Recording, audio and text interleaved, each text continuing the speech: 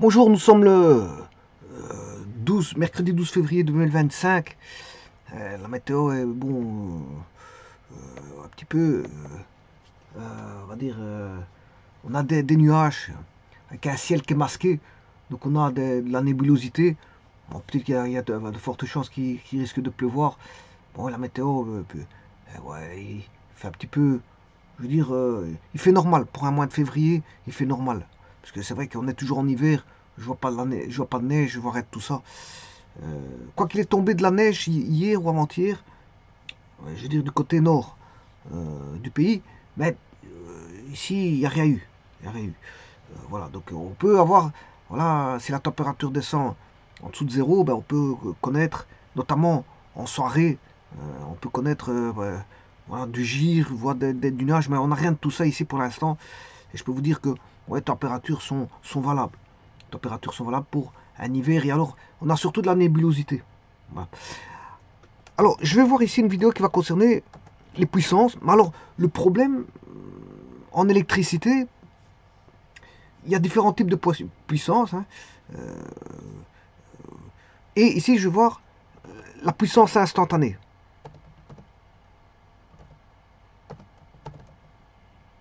La puissance instantanée.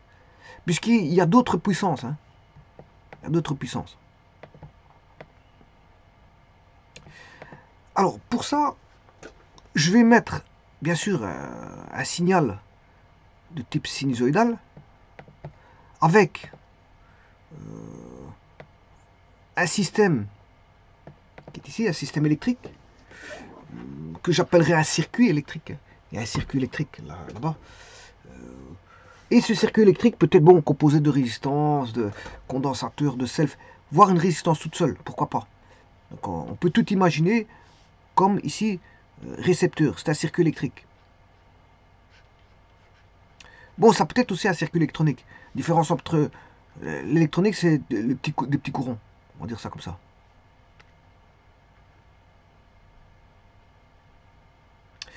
Donc ici, je vais câbler une source électromotrice,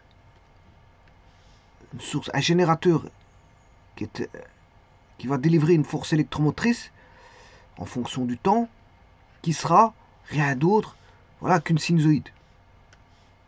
On va avoir une sinusoïde. Alors c'est une sinusoïde qui va passer sur deux fils. C'est une sinusoïde qui va passer sur deux fils.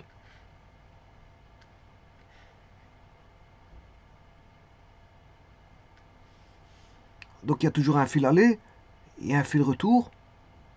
Et je rappelle que les alternances de la force électromotrice, elles sont positives. Une fois positive, une fois négative. Donc il y a une inversion de courant, si vous voulez.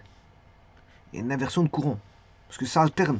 C'est de l'alternatif sinusoïdal. Le sinus, il est à la fois positif et à la fois négatif. Et parfois même, il s'annule. Non, il s'annule. Donc, si on a une délivrance d'une force électromotrice que j'appelle E qui est de type sinusoïdal, sur un récepteur, voilà, et si vous fermez l'interrupteur que je vais appeler I ici, je vais mettre un interrupteur,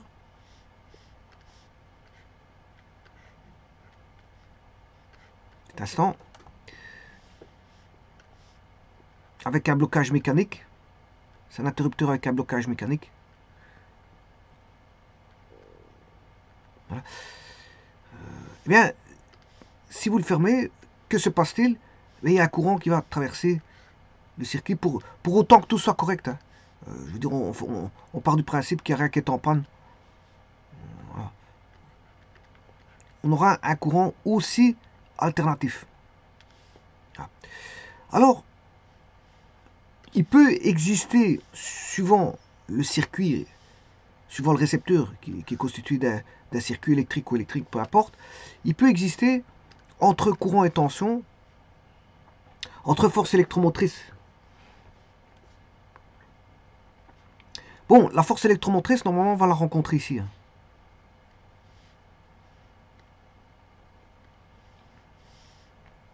Et donc, on a ce qu'on appelle un dipôle. On a un système dipolaire. On a la force électromotrice E de T, qui est ici.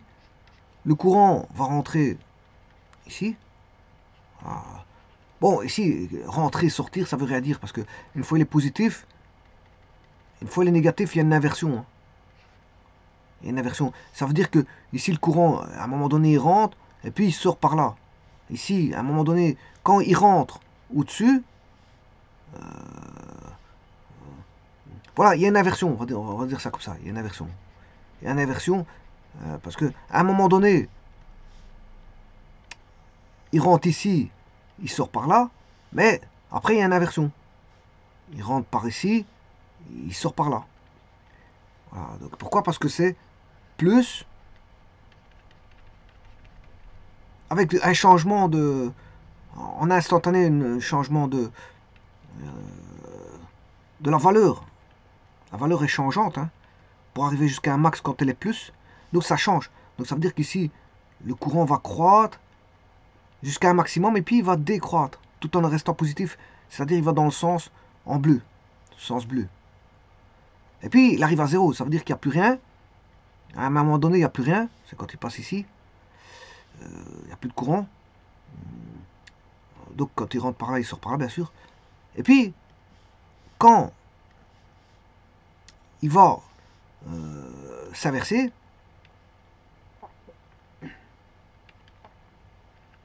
là, le courant, il rentre par ici et il sort par l'autre côté. Ça veut dire qu'il y a une inversion. Et ça, c'est ce qu'on appelle, bon, qu'est-ce qui va délivrer ça? C'est un alternateur bipolaire. Donc c'est un alternateur ici, bipolaire.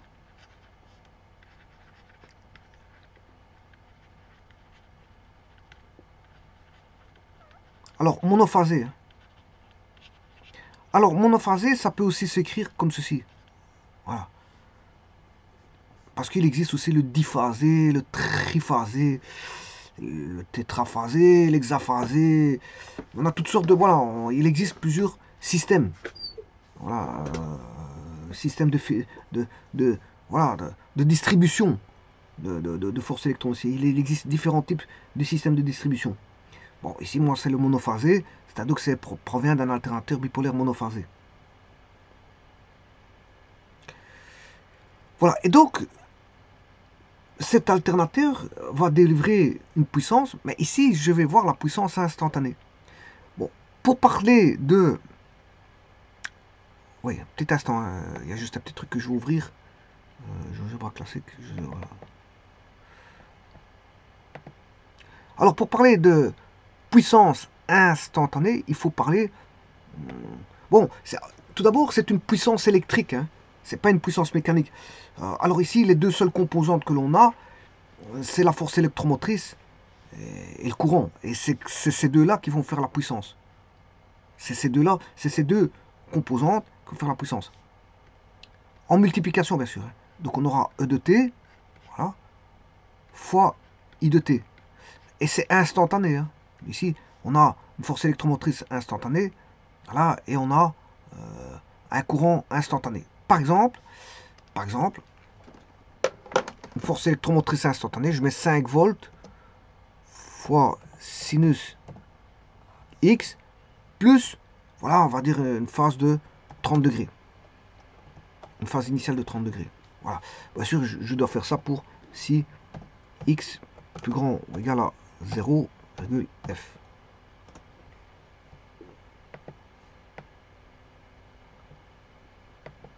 Alors, un courant, ce serait, si je mettrais en milliampères, voilà, voilà, je mettrais, ou alors je vais mettre 30 milliampères, on va mettre 3.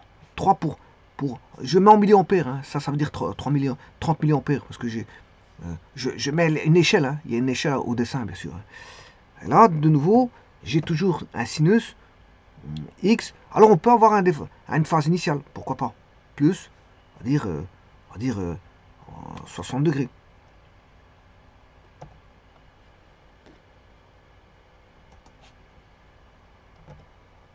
Alors, qu'est-ce qui va faire le déphasage?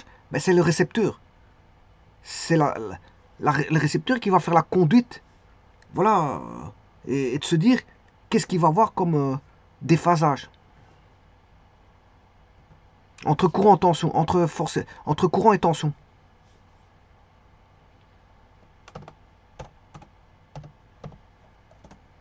Là, ici, j'ai mis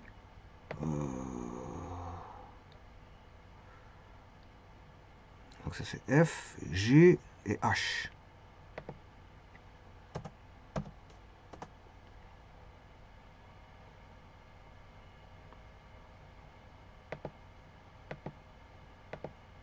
Voilà, on a ici en bleu, c'est la force électromotrice en fonction du temps et le courant en fonction du temps. Alors, il peut y avoir, j'ai pas dit, pas toujours, il peut y avoir. Donc ça c'est la puissance instantanée. La puissance instantanée est donnée par P de T. Tout est à chaque instant. À chaque instant. Alors, je vais faire le produit dans un petit instant, mais dans le circuit, il peut y avoir, voilà, il peut, j'ai bien dit, avoir un déphasage. Comme il peut ne pas avoir un déphasage. Alors, voilà, c'est phi 1 moins phi 2. Alors, avant de dire qui est phi 1, ben, phi 1 proviendrait de la force électromotrice. Alors, j'écrirais par exemple ici,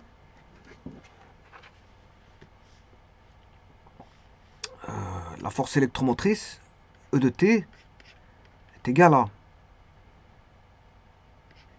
E max sinus oméga t, c'est une période donnée, une fréquence donnée, plus phi 1, et on a un courant I de t qui est, voilà, I max fois sinus, alors toujours à la même fréquence, même pulsation, etc. Voilà, plus phi 2. Et là, on peut avoir un déphasage phi 1 moins phi 2.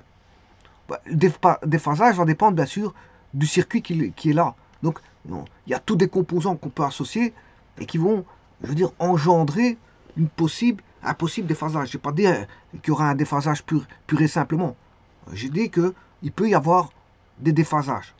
Alors moi, je prends les 3 cas de figure, c'est-à-dire, en général, bon, il peut y avoir un déphasage comme il peut ne pas y en avoir. C'est-à-dire que j'écrirais phi 1 moins phi 2. Alors, si il y a 3 cas de figure, phi 1 moins phi 2 peut être positif, phi 1 moins phi 2 peut être négatif, et phi 1 moins phi 2 égale 0. Alors vous aurez compris qu'ici, il n'y a pas de déphasage, hein, c'est phi 1 égale phi 2. Ça arrive pour, quand on met certains composants que je verrai, hein, si un circuit résistif pur, il n'y a pas de déphasage entre courant et tension. Voilà. Si on met des résistances, il n'y aura pas de déphasage. Si on met des résistances pures, par exemple, c'est un cas de figure où il n'y a pas de déphasage. Voilà. Alors, donc on peut avoir ça, c'est pas un problème. Alors, si maintenant je marque ceci, ça provient que phi 1 est plus grand que phi 2, et ceci, ça induit que phi 1 est plus petit que phi 2. Eh bien, là, ça veut dire que la force électromotrice est en avance sur le courant. Mais ça veut dire que le courant est en retard. Si la force électromotrice est en avance sur le courant est en retard. Par contre, ici, la force électromotrice est en retard sur le courant. Et donc, le courant est en avance. Donc, vous voyez qu'il y a 3 cas de figure à ça. Soit le courant est en avance ou en retard, ou il n'y a pas d'avance ni de retard, il est en même phase. Et voilà, il a la même phase. À 2 pi près, attention que tout ça, c'est à 2 pi près. C'est à 2 pi près tout ça.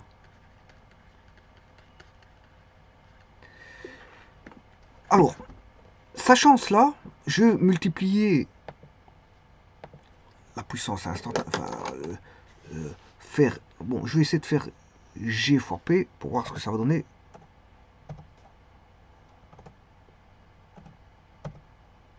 Voilà, et ça c'est la puissance. C'est la puissance, là, c'est la puissance à tout instant. Donc, vous voyez bien que la force électromotrice est de type sinusoïdal parce qu'elle provient d'un alternateur bipolaire. Mais et le courant sera l'image de la force électromotrice. Donc la force électromotrice est sinusoïdale, le courant est sinusoïdal, le produit de deux sinusoïdes donne aussi une sinusoïde. Alors la somme de deux sinusoïdes, c'est aussi une sinusoïde, la soustraction de deux sinusoïdes, c'est encore des sinusoïdes, et le produit de deux sinusoïdes donne aussi... je vais le prouver, hein. Je vais le prouver tout ça. Justement, le but de la manœuvre, je vais prouver ça. Je vais prouver que ça donne des sinusoïdes, ou voire des cosinusoïdes. Mais de toute façon, on sait toujours transformer une sinusoïde en cosinusoïde. Par exemple, si je prends le sinus x, on va prendre cosinus, la fonction cos. Cos x plus pi demi,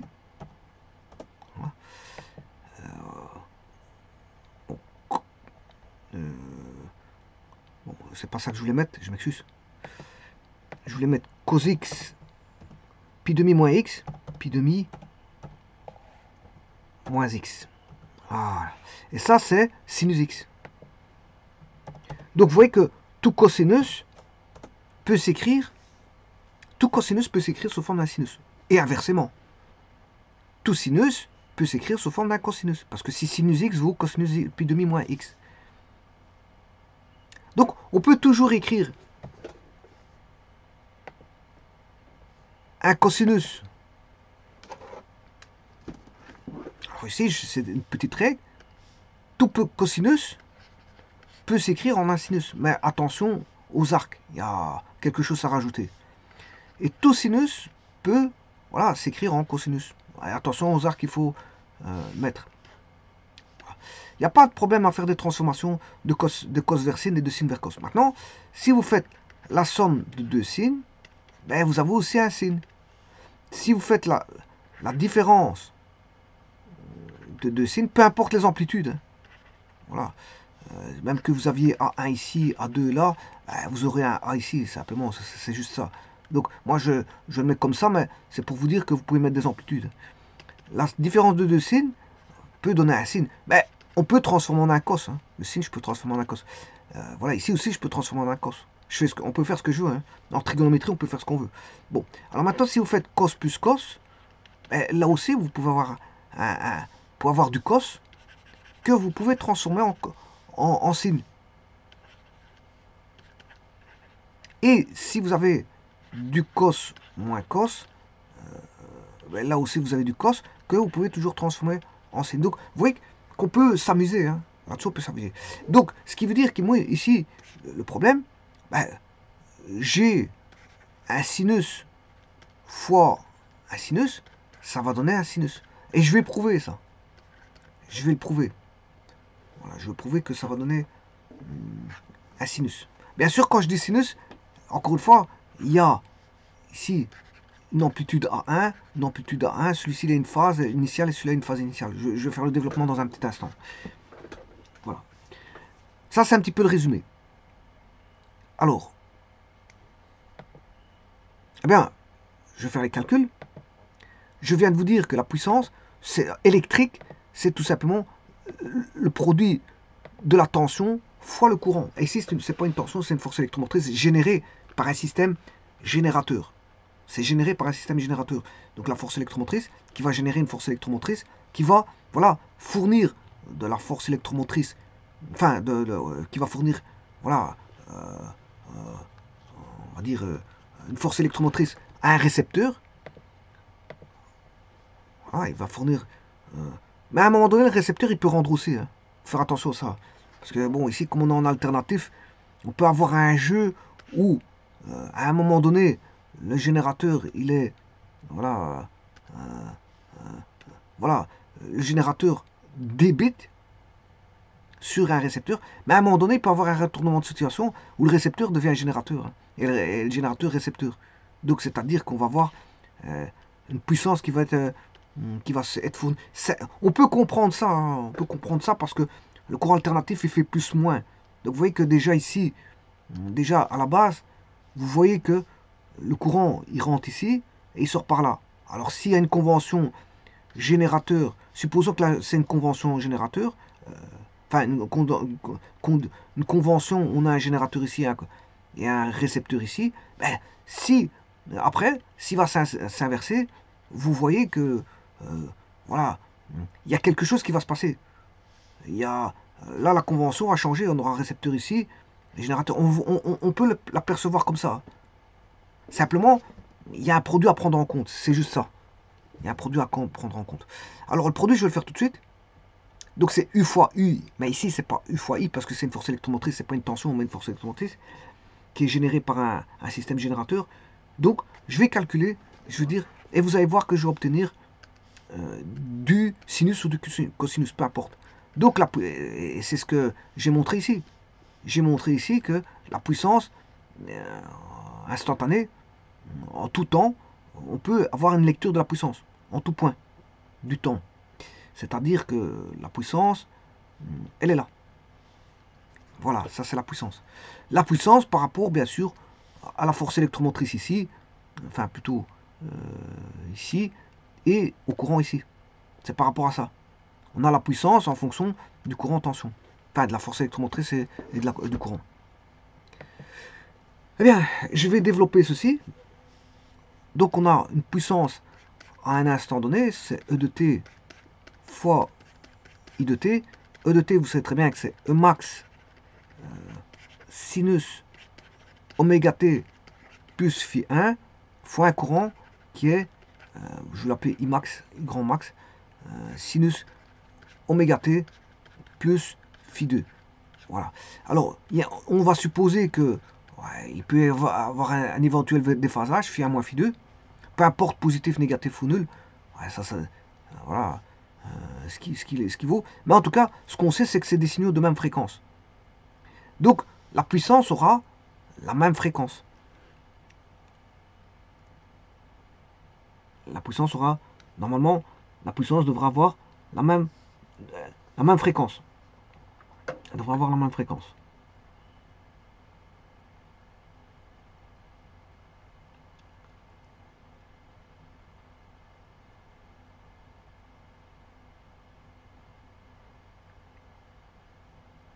Bon, c'est pas dit qu'on aura la même fréquence, c'est pas dit, je m'excuse.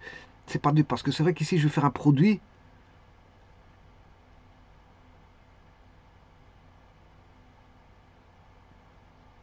Bon, on va voir.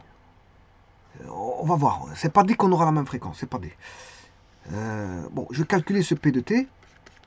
Bon, ce qui est déjà facile, c'est les valeurs max. Je peux tirer les valeurs max. E max fois I max. Et alors, on aura sinus oméga t plus phi 1 fois sinus. Alors, vous voyez que c'est le produit de deux cosinus. Ah, et c'est là que la trigonométrie va nous sortir les choses. Alors, j'ai pas dit que c'est la même. En addition, oui. En addition, si vous faites l'addition de deux signaux de même fréquence, on aura un signal de même fréquence. Mais ici, le problème, c'est que c'est un produit. Et donc, c'est plus une somme. Et là, on risque d'avoir un changement au niveau de la fréquence. On va voir. Je vais faire le calcul et puis on va discuter. Voilà. Donc, on a I max fois. Et alors, je vous rappelle les formules trigonométriques.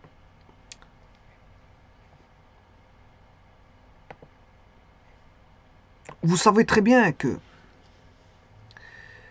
si vous faites, si vous allez chercher la formule cos Q moins cos P, c'est 2 fois sinus P plus Q sur 2 fois sinus P moins Q sur 2. Oui, donc ici, vous voyez qu'il va y avoir du changement. Alors, parce qu'il va y avoir du changement au niveau de la fréquence. Il va y avoir du changement. Bon, je vais continuer, vous allez voir. Bon, si je dis que sinus P plus Q sur 2 fois sinus P moins Q sur 2, c'est égal à 1 demi cos Q moins cos P. Cos Q moins cos P. Alors, je vais identifier avec ceci. Alors, si je prends celui-ci P plus Q est égal à oméga T plus phi 1. Voilà. Et je vais considérer que P moins Q, c'est oméga T plus phi 2. Voilà. Et c'est là qu'on va voir qu'il y aura un dédoublement de la fréquence. Il y aura un dédoublement de la fréquence. On va le voir tout de suite parce que si je fais la somme, ici, on va se retrouver avec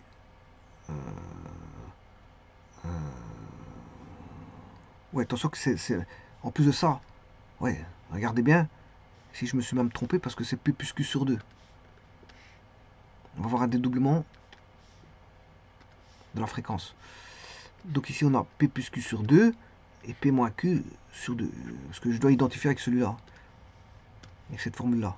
P plus Q sur 2, P moins Q sur 2.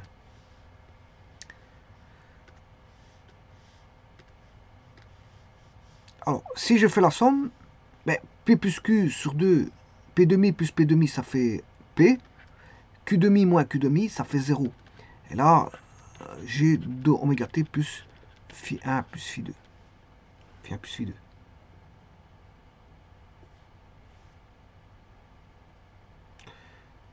Voilà. Et donc, P était trouvé.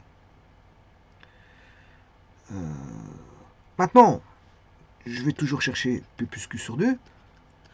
P moins Q sur 2. Oméga T plus phi 1, oméga T plus phi 2. Et là, je vais faire la soustraction pour essayer d'enlever. Donc, d'un côté, j'ai fait l'addition. Voilà, et là, je fais la soustraction. Alors, P demi moins P demi, ça fait 0, j'ai plus de P.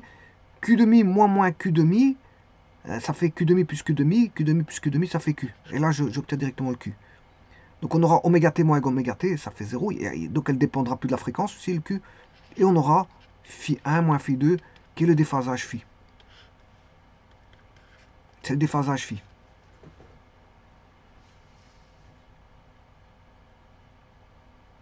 Voilà, et donc, maintenant, je peux mettre la somme. Donc, j'avais une différence de cosinus. Avec, attention, ne pas oublier le demi ici. Hein. Donc, maintenant, je vais résumer. Donc, je pars de... petit instant, je cherche.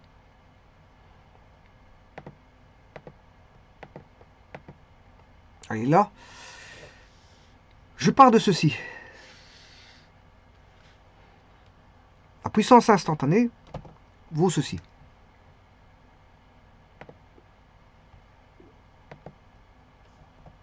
Voilà. Ça, c'est une chose. C'est Emax fois Imax fois le produit de deux sinus. Or, le produit de deux sinus va donner la moitié de la différence de deux cosinus. Voilà, la moitié de la différence de deux cosinus. C'est-à-dire cosinus P moins cosinus Q, le tout fois 1 demi. Donc ça veut dire qu'ici je vais diviser par 2.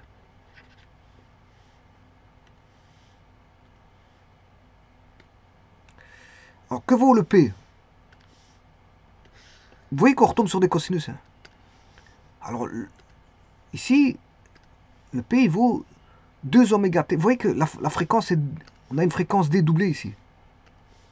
On a une fréquence dédoublée. La fréquence est dédoublée. On aura 2 oméga T.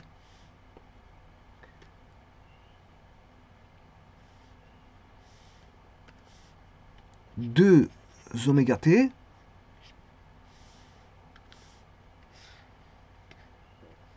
plus phi 1 plus phi 2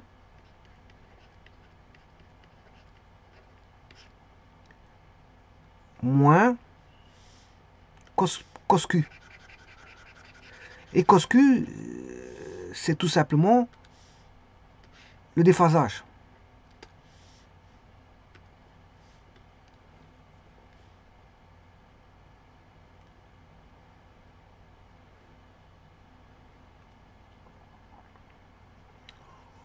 Cos P moins cos Q.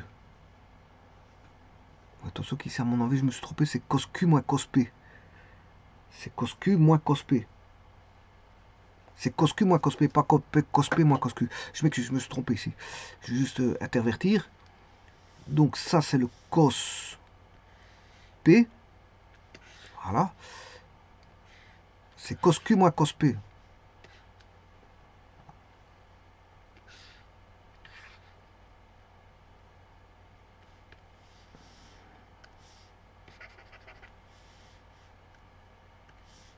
Et le cos Q, ben, c'est le déphasage.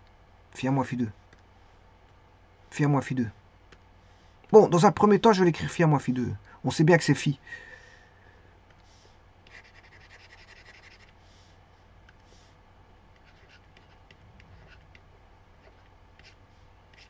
Ah, maintenant, je vais le réécrire avec cos phi. Donc la puissance instantanée vaut la moitié de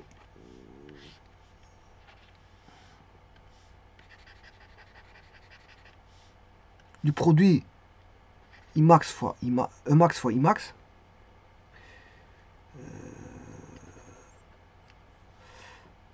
Et là, je vais multiplier par le cos phi moins. Et là, vous voyez qu'il y a l'intervention d'un cos 2 fois la fréquence, 2 fois la pulsation. Donc, voilà, on est au double de la fréquence.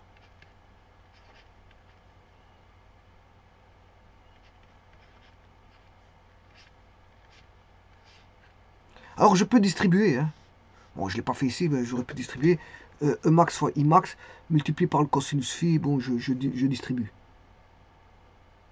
Je pourrais le faire. Hein.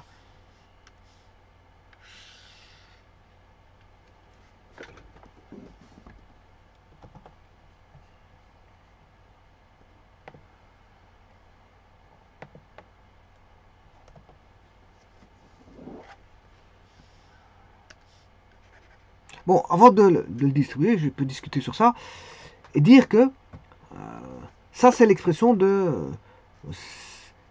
Enfin, c'est plutôt l'équation de la puissance instantanée. Ça, c'est la puissance instantanée. Ceci est la puissance instantanée. Donc, à tout instant, vous pouvez avoir la puissance. Pourtant, vous avez cette expression-là. Cette expression mathématique-là.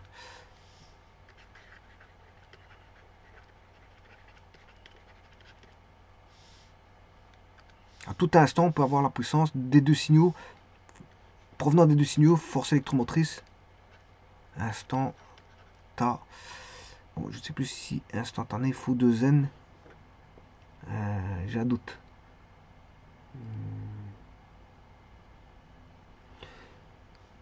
Instantané. Je ne sais pas s'il faut un n ou 2n, enfin bref.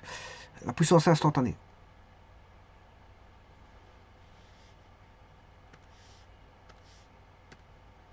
Ça, c'est la puissance instantanée. Donc, ce qui veut dire que je vais prendre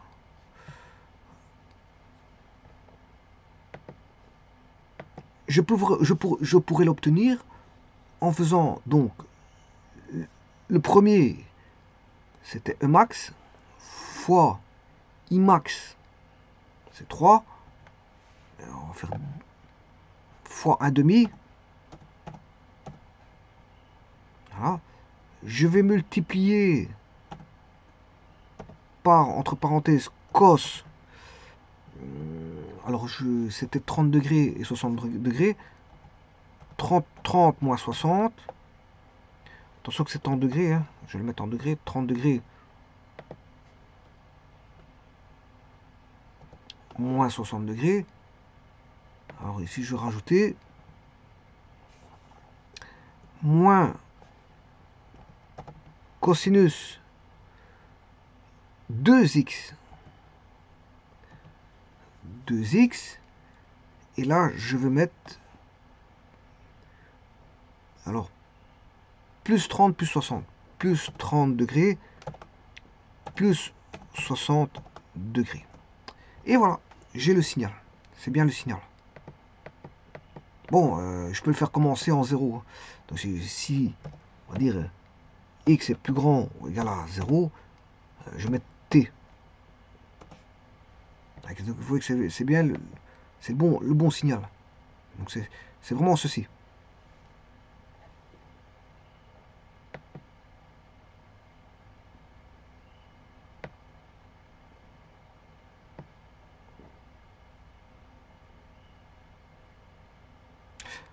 Alors, la discussion, c'est que je vous ai dit tout à l'heure que là, on a une différence de 2 cosinus.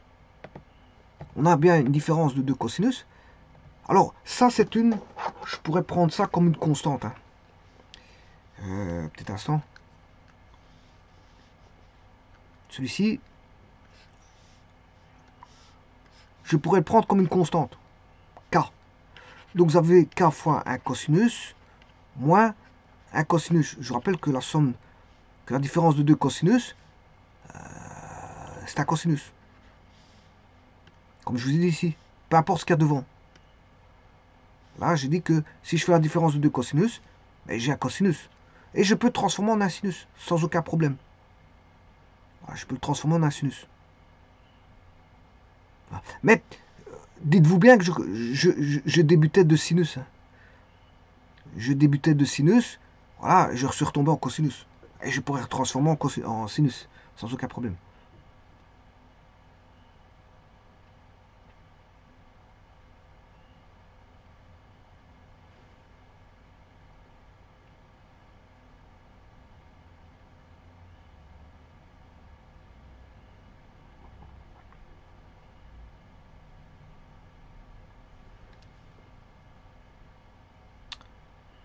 Voilà, et donc là, on a la puissance à tout instant, elle vaut ceci. Alors, cette puissance, bon, je vais la multiplier par le facteur k pour les deux cosinus. Vous aurez compris que c'est la puissance instantanée composée de deux cosinus. C'est E max, I max sur 2, cosinus phi, qui est cosinus phi 1, qui est phi 1 moins phi 2, phi.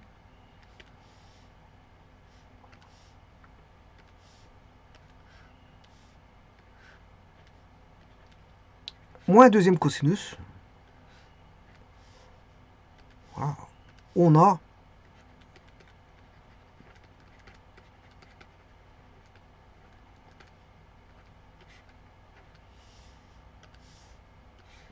la même chose, le facteur k, parce que je le distribue, hein, et je vais multiplier par un cosinus ici, qui vaut 2 oméga t, non plus oméga t, mais 2 oméga t, et là c'est une somme, phi 1 plus phi 2.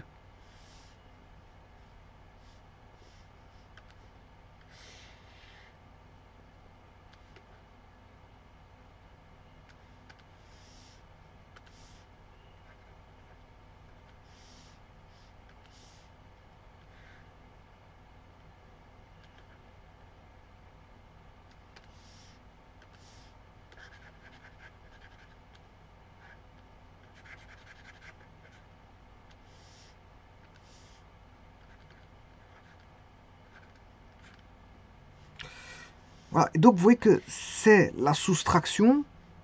On est bien en soustraction ici. On a une soustraction de 2 cosinus. C'est une soustraction de 2 cosinus. Donc il y a deux termes. Il y a deux termes. Alors maintenant, voyons ça de plus près. Ben, on voit bien qu'une fois la puissance, elle est... Bon, je peux changer ça.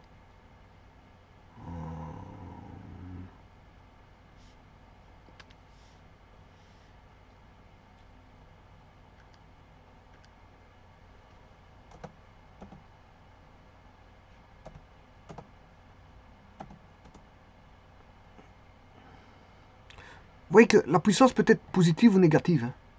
C'est une puissance qui peut être positive ou négative.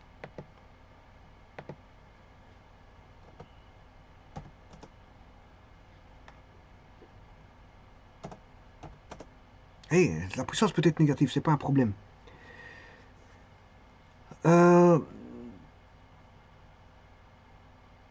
Donc, la présence du temps, ici, la présence de T. Alors, où est le facteur T? Le facteur T, il est là.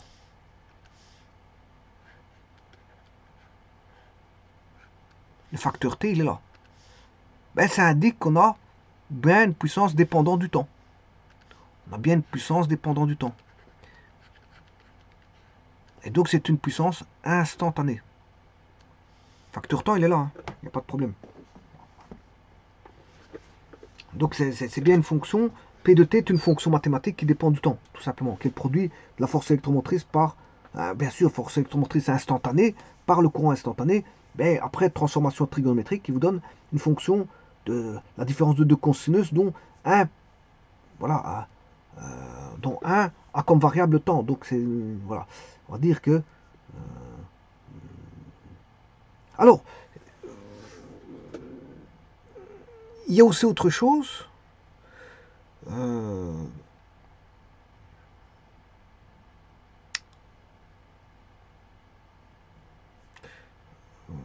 Déjà,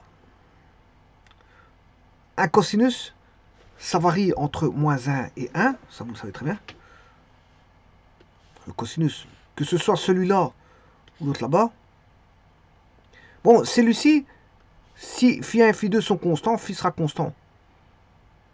Donc ici, on a, attention que ça c'est constant. C'est un terme constant. Hein, puisque phi1, phi2 n'est pas variable ici. Je vous rappelle que phi, c'est phi1 moins phi2. Alors si vous calculez ceci, c'est un terme constant. Ce qui est variable ici, c'est ceci. Voilà, variable. Donc ici, la variation, bon, ici on peut avoir du plus ou du moins en fonction du déphasage. Voilà.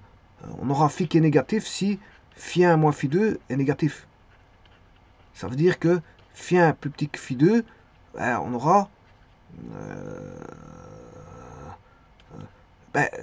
la force électromotrice E est en retard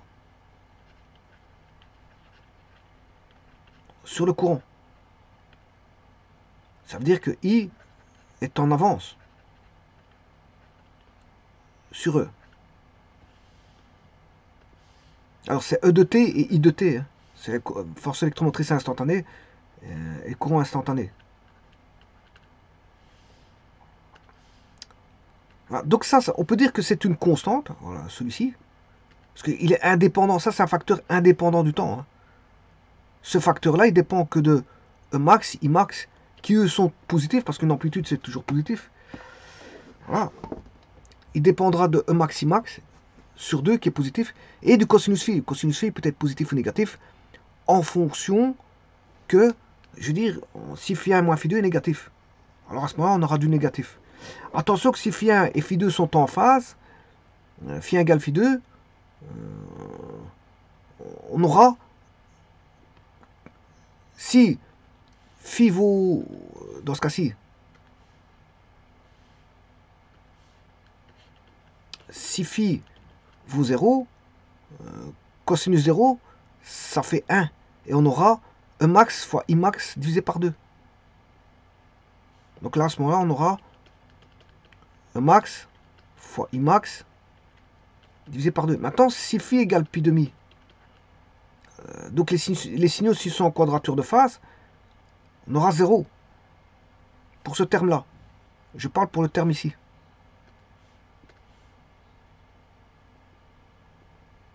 Donc c'est un terme constant si les phases ne varient pas. Si les phases, parce qu'on peut avoir des systèmes avec des phases variables, mais si c'est à phase constante, phi1, phi2 constant, je veux dire, E max, I max sur 2 fois cosinus phi ne variera pas. Pour autant, phi1, phi2 ne bouge pas, reste constant. Par contre, comme je l'ai dit ici, Un cosinus, j'ai toujours compris, entre plus 1 et moins 1. Alors je rappelle que le cosinus, c'est une projection sur l'axe des x, puisque sur l'axe des y, c'est le sinus.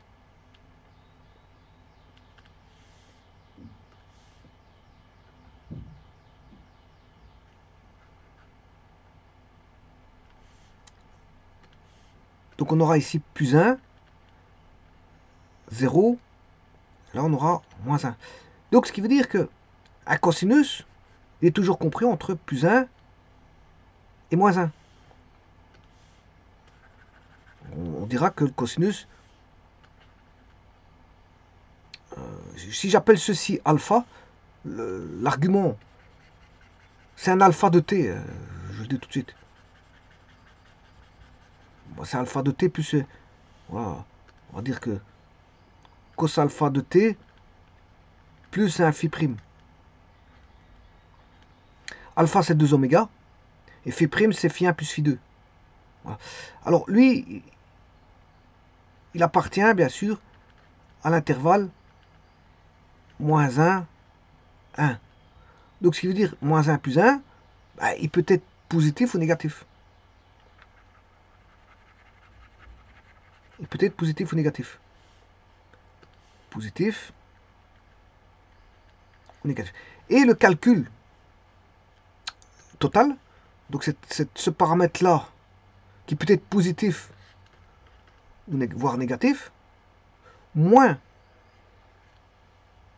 un paramètre qui peut être positif ou négatif, mais vous comprendrez qu'on peut, à un moment donné, avoir du négatif, avec tous ces signes-là qui... Voilà. Si lui, il est positif, moins du négatif, moins du positif, moins du négatif... si je prends le cas là, du positif, moins du positif, bah, il sera négatif si celui-là est plus petit que celui-là. Ça peut arriver. Donc il y aura des cas de figure au niveau temporel où voilà, le terme 2 ici, que j'appelle le terme 2 ici, sera plus grand que le terme 1. Mais il y aura des parties où le terme 1 sera plus grand que le terme 2. Voilà. Et donc, ce qui veut dire que on peut avoir du positif et du négatif, rien qu'à ce niveau-là. Maintenant, si vous prenez du négatif ici, moins, et là du positif, si le négatif est plus grand en valeur absolue que le plus, je veux dire, on aura une valeur négative. Maintenant, si vous prenez du moins, du moins, encore une fois, ça va donner du plus. Moins du moins, ça va donner du plus. Donc, il faut voir si le moins est plus, en valeur absolue, plus grand que ce plus. Et c'est pas à partir de là qu'on peut se dire qu'il peut avoir l'existence de moins. Donc, la puissance instantanée peut être négative, sans aucun problème. Alors, ça veut dire quoi, ça? Si la puissance instantanée est négative, ça veut dire qu'il existe des intervalles de temps où le générateur ne fournit pas d'énergie, mais en reçoit du récepteur. Il en reçoit du récepteur. Donc, c'est ce que je vous ai dit tout à l'heure, le récepteur devient générateur. Il devient générateur. Et le générateur, bien sûr, il y a une inversion des rôles, le générateur devient un récepteur. Voilà. Et donc, on peut avoir une puissance instantanée négative sans aucun problème. On peut avoir une puissance négative, et là, on l'a. D'ailleurs, je peux aller rechercher ces morceaux négatifs. Pour ça, il faut que j'écrive.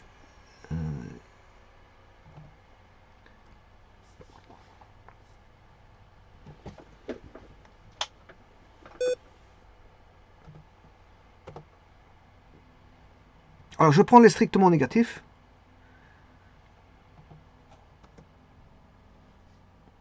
Voilà. Alors, je vais retirer bien sûr l'autre. C'est les parties là. Vous voyez que là, j'ai extrait les parties négatives. Donc, ça, dans ce cas de figure ici, le générateur joue le rôle, donc l'alternateur joue le rôle de récepteur. Et c'est le récepteur qui fournit de l'énergie au générateur. Ça veut dire que le récepteur fournit de l'énergie au générateur.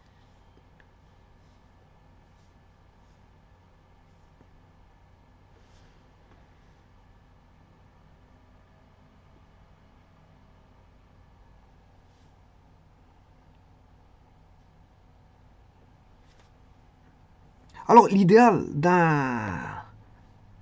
comment on appelle ça, d'une puissance instantanée, c'est d'avoir toute la courbe. C'est d'avoir toute la courbe pour faire une lecture à tout instant, voilà, de ce qui s'est produit. Si vous voulez, voilà, un cheminement temporel de ce qui s'est produit instant par instant. Ce que vous voulez faire, ben, si ça vous intéresse, vous allez chercher la puissance instantanée.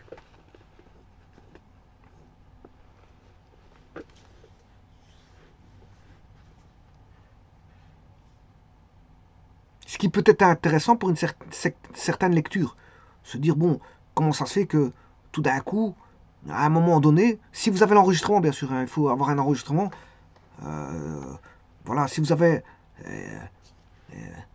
si vous arrivez à sortir si tout est stocké par ordinateur, que vous avez ça, vous pouvez répertorier la puissance instantanée au travers d'un graphe comme celui-ci, et que vous pouvez lire à tout moment, que vous l'avez enregistré, et vous savez dire qu'est-ce qui s'est passé, par exemple un alternateur ou un récepteur, s'il y a une perte de puissance, ou voilà, qu'est-ce qui s'est passé à un moment donné, il peut y avoir une panne, et je veux dire, qui cause la panne, qui cause la panne, et comment ça se fait qu'on a, voilà, fourni moins de puissance, comment ça se fait que le récepteur a absorbé plus de puissance. On peut faire une lecture de tout ça. Comment ça se fait que le récepteur a absorbé trop de puissance à un moment donné et pas assez à d'autres moments. Voilà, et on peut regarder, faire une étude, voilà, du récepteur, comment tourne le système, comment tourne le système récepteur. Pour ça, il faut avoir un enregistrement temporalisé comme ceci, qui nous donne des indications et nous permet, voilà, de tirer des conclusions. Donc, on peut faire une lecture de ce genre de diagramme sans aucun problème. Et si c'est enregistré, tant mieux. Je veux dire, on sait qu'on va voir des choses. Alors maintenant, on peut, voilà, faire des segmentations du temps. Hein. On peut regarder, par exemple, ce qui se passe toutes les 20 minutes. Donc, vous enregistrez, je veux dire, tout ce qui est puissance instantanée toutes les 20 minutes. Voilà, vous avez un enregistrement toutes les 20 minutes. Et comme ça, vous faites une lecture, non pas seconde par seconde, parce que, ouais, je veux dire, on peut regarder ce qui se passe pour un alternateur tous les, voilà, 10, 15, 20, 30 minutes. Voilà, si tout se déroule correctement, voilà, que tout est débité correctement, bon, pour un alternateur de voiture, dites-vous bien que un alternateur de voiture, s'il tombe en panne, vous allez chez le garagiste, il vous remplace, hein, c'est pas un problème. Voilà, par contre, voilà, pour des alternateurs triphasés, voilà, d'usines, de centrales électriques, voilà, ce sont des usines, pour moi ce sont des usines, ce sont des centrales électriques, peu importe de quel type est-ce, voilà, nucléaire ou peu importe ce que c'est, eh bien, il est évident que là, c'est une panne, c'est grave, hein, parce que là, les gens seront sans électricité, ils vont retomber au Moyen-Âge. Voilà, donc les gens, les frigos, les nourritures vont pourrir dans les frigos je ne vais pas dire des entrepôts, parce que les entrepôts, normalement, ils sont censés avoir voilà, des groupes électrogènes pour pouvoir réalimenter, c'est en cas de panne. Voilà, même les hôpitaux, ils ont toujours des blocs de secours. Mais, je veux dire, quand il y a une panne électrique, du réseau électrique, le problème, ça cause un gros problème. Ça cause un gros problème pour, je veux dire, les citoyens où tout le monde utilise l'électricité. Si vous n'avez plus d'éclairage qui fait nuit, bon, c'est embêtant. Si vous n'avez plus de, voilà, de froid qui se fait dans le frigo ou le réfrigérateur, c'est embêtant. Et ainsi de suite. Pour avoir tous des agréments. Maintenant, une voiture, pour l'alternateur d'une voiture, s'il tombe en panne, ben, vous réparez votre alternateur, vous faites un échange standard où, je veux dire, voilà, vous l'envoyez en réparation, ou vous faites un échange standard et vous en remettez un autre qui a été, je veux dire, bon, probablement réparé ou un nouveau. Vous pouvez mettre un tout nouveau sans aucun problème. Vous mettez un tout nouveau, et vous êtes reparti. Donc, vous n'allez pas regarder minute par minute si votre alternateur tourne, sauf en cas de panne. En cas de panne, vous le verrez tout de suite. Si la voiture ne, voilà, la batterie n'est plus alimentée par la batterie, la batterie n'est plus alimentée par l'alternateur, vous le verrez tout de suite, vous n'aurez plus de courant à un moment donné. Vous n'aurez plus de courant. Voilà. vous aurez chaque fois votre batterie qui est déchargée et, sans possibilité de recharger votre batterie. Parce que l'alternateur, voilà, est en panne. Donc de ces cas-là, ça demande bien sûr une réparation, voilà, de l'alternateur ou un remplacement. Et donc vous n'allez pas surveiller minute par minute votre alternateur. Dès le moment où vous aurez la panne, vous saurez que vous avez une panne. Maintenant, il existe aussi pour les véhicules, si on sait bien que les alternateurs en moyenne tombent en panne tous les X temps, on peut faire voilà, on va dire un remplacement avant l'heure. En sachant que ce type de marque, ce type de modèle tombe en panne tous les X temps. Tous les X temps. Par exemple, tous les 10 ans, il tombe en panne. Ben alors, vous venez 8 ans, vous venez 8-9 ans avant que ça tombe en panne et vous remplacez voilà, l'alternateur. Donc vous faites ce qu'on appelle une maintenance préventive. Vous prévenez la panne. Vous prévenez la panne. Donc vous faites une maintenance préventive. Bon, les gens ne font pas ça. Je vous le dis tout de suite. Pourquoi? Ils attendent qu'une panne arrive pour voilà, la résoudre parce qu'ils se disent c'est une question économique. Hein. Les gens, bon, ils n'ont pas envie de mettre à l'avance. Ils se disent peut-être qu'il va rester, l'alternateur va rester 20 ans. Pourquoi pas? Voilà. Donc d'ailleurs, ils n'y pensent même pas. Ils se disent même pas si l'alternateur va tomber en panne un jour ou quelque chose comme ça. Ils n'y pensent même pas. Voilà. Donc ils se disent bon, quand ça tombe en panne, ben, je le remplace. C'est tout. Avec les désagréments que ça peut avoir le jour où vous avez une panne. Hein. Si vous tombez en panne en plein milieu d'autoroute avec un alternateur en panne, bon, là c'est un désagrément parce qu'il faut commencer à rester poireauté dans une zone dangereuse qui est l'autoroute. Et il faut, je veux dire, téléphoner. Et si maintenant vous êtes en plein hiver ben, et que le dépannage est pris voilà, par de nombreuses pannes hivernales telles que les batteries, ben, je veux dire, vous pouvez attendre 2-3 heures sur le chemin. Voilà. Donc, euh, vaut mieux encore que quelqu'un vienne vous chercher ou prendre un taxi et aller où ce que vous devez aller ou retourner à la maison plutôt que de poireauter, je veux dire, le long de l'autoroute en plein hiver où le camion, vous ne savez pas quand le camion va arriver. Donc c'est pour ça que je dis, bon, il peut y avoir des désagréments à une panne. Hein. Il peut y avoir des désagréments à une panne. Donc celui qui ne veut pas ça, ben, il fait de l'entretien préventif, mais ça coûte cher. Ça coûte cher parce que on a une usure d'un alternateur qui est toujours bon, mais le problème c'est que, je veux dire, vous allez devoir payer quelque chose qui n'est pas tombé en panne. Alors, maintenant, vous pouvez faire ça, voilà, vous êtes chez le garagiste, vous remplacez, vous faites l'entretien, vous lui dites, bon, est-ce que c'est le moment de remplacer Et s'il estime que, statistiquement, c'est le moment, voilà, ben, vous le remplacez. Alors, il y a beaucoup de choses qui se font préventivement, hein, notamment le changement des courroies. On remplace à autant de kilomètres. Les courroies de distribution se remplacent à autant de kilomètres parce que si elle finit par casser, vous n'avez pas respecté voilà, ce délai qui était un délai, je veux dire, raisonnable de remplacement de la courroie. Ben, si vous allez au-delà, ben, vous pouvez casser et la courroie de distribution et le moteur. De facto, le moteur va casser. Et là, c'est pas le coût, le remplacement d'une courroie que vous avez payé, c'est un moteur complet. Et si maintenant, si c'est un moteur qui coûte cher, voilà, vous avez payé un moteur avec un prix très haut, le fait de ne pas avoir remplacé préventivement la courroie de distribution. Donc, il y a des choses. Bon, c'est vrai que là, il y a une causalité très importante, c'est au niveau de la courroie, ça peut casser un moteur. Maintenant, l'alternateur, il tombe en panne, vous ne savez plus rouler, c'est juste ça. Voilà, vous n'avez plus d'électricité, et voilà, vous ne savez plus faire des démarrages ou des choses comme ça, ou voilà, il n'y a plus d'électricité. Un moteur, ça fonctionne d'abord par des démarrages électriques. Hein. Voilà. Et les bougies aussi, ça fonctionne au niveau électrique. Donc, s'il n'y a plus d'électricité, ben, vous êtes en panne. C'est aussi simple que ça. Mais ça ne crée pas un désagrément de casser un moteur. Hein. C'est ça l'avantage. C'est bon, il faudra peut-être juste attendre de commander le temps que l'alternateur soit commandé, une chose, et que bien sûr le garage a une place pour vous placer dans son agenda. Donc ça va dépendre de ces critères-là. Et puis, là, à ce moment, peut-être vous aurez une voiture de remplacement. Vous pouvez louer une voiture en attendant pour avoir une voiture pour rouler et ne pas être, je veux dire, ne pas être en difficulté pour vos, voilà, pour vos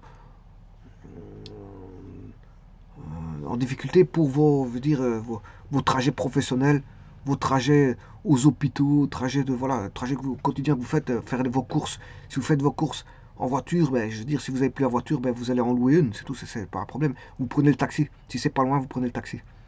Voilà, on va se dire ça comme ça. Donc, un alternateur, bon, on va pas garder la puissance instantanée à chaque instant, hein. Les centrales électriques le font, mais une voiture, il n'y a aucun sens à regarder à chaque moment si voilà, votre alternateur débute correctement. Si ça tombe en panne, ça tombe en panne, vous allez chez le garagiste, c'est tout. Par contre, une centrale électrique, si voilà, il y a un problème voilà, de panne d'un alternateur, là, c'est tous des utilisateurs qu'on pénalise.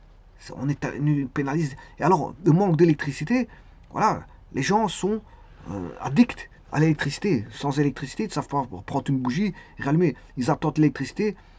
S'il y a une panne d'électricité, ils attendent l'électricité, je veux dire, comme si c'était l'attente du Messie. Parce qu'ils en ont besoin. C'est un besoin, je veux dire, addictif, l'électricité. On a besoin d'allumer ses lumières, on a besoin de se connecter à Internet et mettre voilà, son modem sur réseau électrique, voilà, et ainsi de suite. Et ainsi de suite. L'électricité, c'est. Voilà, sans électricité, vous retombez vraiment au Moyen-Âge et vous vous sentez mal à l'aise. Vous êtes mal à l'aise parce que vous retombez très bas. Vous retombez très bas. Et en plus de ça, il y a des choses qui risquent de pourrir dans euh, le frigo, voire le réfrigérateur, voire vous ne savez plus travailler avec des machines. Si vous voulez forer ou visser quelque chose, ou vous travaillez à la maison, ben, vous ne savez plus rien faire. Faire tourner une machine à laver, on ne sait plus. Si vous avez un lave-vaisselle électrique, on ne sait plus. Voilà, vous êtes vraiment bloqué à tous les niveaux. À tous les niveaux. Donc c'est pour ça qu'une panne électrique doit être résorbée tout de suite. Et ne pas attendre, je veux dire, 2 jours, parce que 2 jours c'est déjà trop. Surtout qu'il y a des gens qui sont en soins à domicile, et je veux dire, utilisent des appareils électriques. Et sans ces appareils électriques-là, je veux dire, ça risque d'être très négatif pour leur santé, hein. Voilà.